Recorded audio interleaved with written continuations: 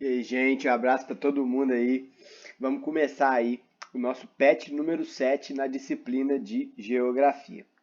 Então, gente, a semana um ela vai ter como tema os ambientes tropicais, que nada mais são do que a discussão sobre o clima e como a vida biológica se manifesta pelo espaço geográfico em si. Então a gente começa aqui com o conceito de clima tropical. O que é esse clima tropical? Como o próprio nome já diz, é um clima que ele está localizado entre os trópicos, ou seja, nessa área em vermelho aqui nesse mapa. Então, se a gente for lá no PET e botar a ocorrência desse clima, que é esse mapinha aqui, e colocar para bater nesse mapa aqui, ó, a gente vai ver que é tropical porque ele está ocorrendo dentro dos trópicos. Então, uma principal característica que a gente tem assim do clima tropical é estações ambíguas, bipolares e bem definidas. Então, essa fotinha aqui, ó, que eu peguei para vocês, resume bem o que é o clima tropical. Na estação seca, que para nós do hemisfério sul é o inverno, nós temos essa falta de chuva, falta de umidade. Enquanto na estação chuvosa, que para nós é o verão, que é inclusive o que estamos agora, é a nossa estação chuvosa, que a gente está sentindo bem aí esses dias aí, como é que o nosso verão brasileiro é bastante chuvoso mesmo. Então, esses são os destaques do clima tropical. Só que o clima tropical ele tem variações. Então, a gente pode ter o tropical oceânico, que é o que ocorre nas cidades litorâneas. Temos o tropical de altitude, que ocorre em locais que estão com nível acima do nível do mar maior do que as litorâneas, que no caso é o nosso. Nós estamos aqui a 500, 600 e poucos metros de altitude. E tem o clima também tropical continental, que é o que ocorre principalmente na região ali do Cerrado, do centro do Brasil. Igual a gente vai ver aqui, ó. Esse aqui é um climograma da cidade de Goiânia. E aqui ele indica para a gente a temperatura e a pluviosidade, que são os índices de chuva na cidade de Goiânia. Então a gente consegue enxergar aqui direitinho o contexto dessa imagenzinha nossa aqui, ó.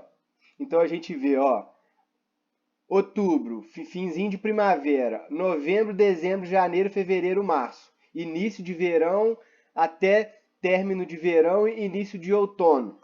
São as estações que a gente vê aqui, ó, com altas temperaturas e altos índices de chuvas.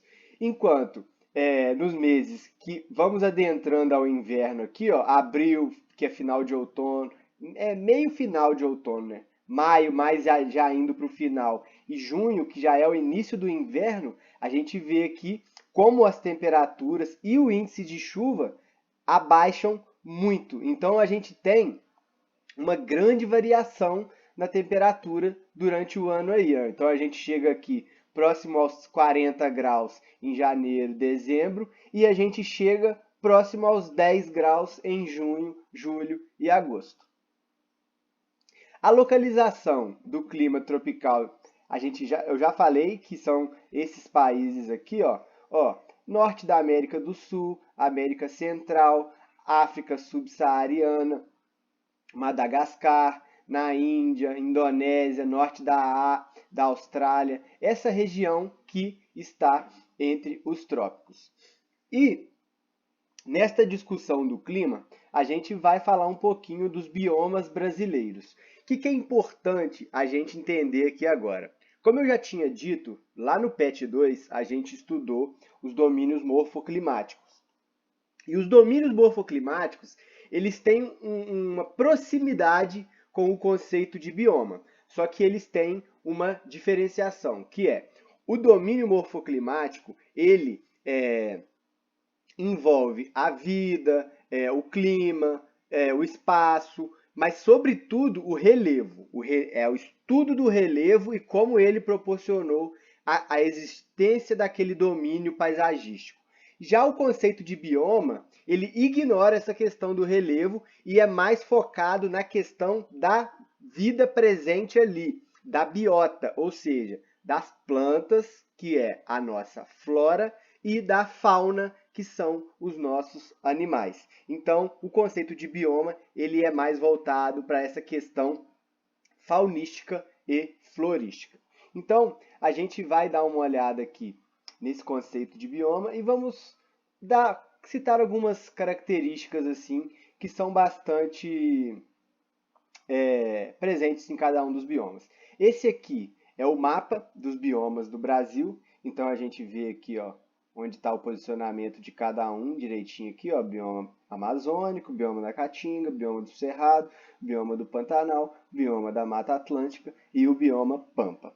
Em alguns estudos diferentes desse mapinha aqui, esse bioma, essa parte aqui, onde está escrito bioma aqui, ó, da Mata Atlântica, seria o bioma das araucárias. Só que alguns não consideram as araucárias um bioma, apenas um domínio morfoclimático. Então, gente, vamos a cada um deles aqui rapidinho. Ó, aqui a gente tem o bioma da Mata Atlântica. Então a gente vê aqui, ó, que são florestas, em sua maioria, em montanhas, que não são coisas tão comuns na natureza, igual a gente vê a floresta amazônica, é uma floresta de planície, ela não é uma floresta em montanha. Então, a Mata Atlântica é uma floresta em mares de morros, em sua grande maioria. Também tem a Mata Atlântica próxima ao litoral, que se dá principalmente na região do Nordeste, mas a Mata Atlântica a gente conhece bem, é onde a região a gente vive era dominada pela Mata Atlântica, e a gente vê aqui que são paisagens bastante diferentes da floresta de planície, que é a floresta amazônica. São árvores menores, mais retorcidas, temos grande presença de cachoeiras, córregos e coisas do tipo. E é isso sobre o bioma da Mata Atlântica. Aqui nós temos o bioma do Cerrado. É importante sempre, igual eu falei, gente, o bioma ele quer saber da vida, dos animais, das árvores. Então, quando a gente for estudar para diferenciar essas coisas, a gente adota símbolos para esses biomas, igual o Cerrado. O Cerrado, esse tipo de árvore aqui é o que mais se destaca no Cerrado, que são essas árvores com tronco retorcidos, que armazenam muita água, algumas são resistentes contra queimadas e coisas do tipo. E uma curiosidade da gente ver aqui é que como que esse visual do Cerrado lembra pra gente aquele visual das savanas africanas, que é onde ocorrem todos aqueles filmes de leões, de rinocerontes, hienas, filmes, documentários, séries e coisas do tipo. Isso porque o Brasil, como vocês sabem, e a África eram colados há bilhões de anos atrás. Então, vamos agora para o bioma da Caatinga. A gente vê aqui também, como eu disse antes, são paisagens extremamente características aqui, ó. Arbustos, cactos, o solo bastante seco e bastante árido. São paisagens assim que ajudam a gente a bater o olho e já perceber que esse aqui é o bioma da Caatinga, domínio morfoclimático da Caatinga, de clima semi-árido. O clima árido, como eu já disse para vocês, é o clima completamente desértico, que é o que nós temos nessa imagem aqui. Isso é um clima árido, deserto do Saara, na África Norte. Então agora vamos para o bioma do Pantanal. Também bastante característicos. Pantanal por quê? Olha, e todos esses pequenos açudes, pequenos e grandes também açudes aqui, são pântanos, é a água acumulada na época da cheia, que fica com grandes áreas alagadas. Quer ver? Ó? Pantanal, na seca e na cheia. Isso aí aqui, ó. Aqui, ó, a gente tem uma boa. Aqui, ó. É o mesmo lugar. Olha lá a árvore rosa ali, ó. Só que as fotos acima estão na época da cheia e as fotos abaixo estão na época da seca. Vamos agora ao bioma dos Pampas, que é especificamente localizado lá no Rio Grande do Sul. São paisagens bastante bonitas e são uma espécie de mares de morros que nós temos aqui em Minas Gerais, mas que são muito mais suavizados, muito pela formação geológica daquela região, que é completamente diferente da nossa aqui, e também pelo tipo de solo e também pelo clima daquela região ali. E para fechar, vamos falar do não mais importante, mas o maior, que é o bioma da Amazônia.